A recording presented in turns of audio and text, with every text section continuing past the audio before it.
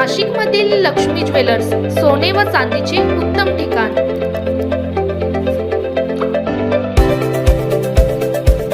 ताज्या बातम्या बघण्यासाठी स्टार लोकशक्ती न्यूज चॅनलला सबस्क्राइब करा आणि बेल आयकॉनला प्रेस करा।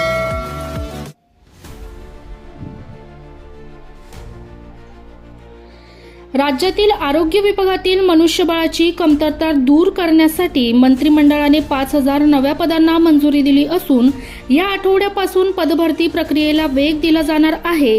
तसेच डॉक्टर दिनाच्या निमित्ताने 1,400 डॉक्टरांच्या नियुक्तीचे आदेश जाहीर करण्यात येत असून त्यानंतर आणखी 600 डॉक्टरांची भरती केली जाणार असल्याची माहिती सार्वजनिक आरोग्य मंत्री प्रकाश आंबेडकर यांनी विधानसभेत प्रश्नोत्तराच्या तासात दिली।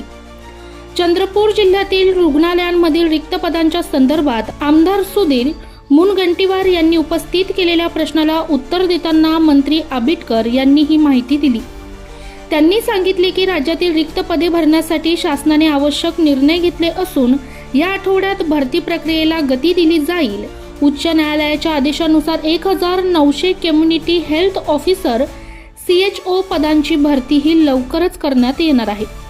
याशिवाय उपजिल्हा रुग्णालयांसाठी प्रलंबित निधी आठवडाभरात वितरित करण्यात येणार असल्याचेही त्यांनी स्पष्ट केले। अनेक ठिकाणी रुग्णालयांच्या इमारती पूर्ण झाल्या असल्या तरी डॉक्टर आणि इतर मनुष्यबळाच्या कमतरतेमुळे सेवा सुरू करता आलेल्या नव्हत्या।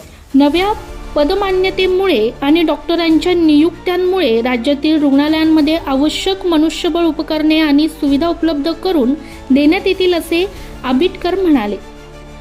रुग्णालयांच्या बांधकामांबाबत शासनाने प्राधान्यक्रम निश्चित केला असून 50, 70, 75 आणि 90% पूर्ण झालेल्या प्रकल्पांना प्रथम निधी उपलब्ध करून देण्यात येणार आहे। तसेच प्राथमिक आरोग्य केंद्रांच्या इमारतीसाठी आवश्यकतेनुसार निधी वाढवण्याच्या दृष्टीने समिती स्थापन करून आढावा घेतला जाणार आहे।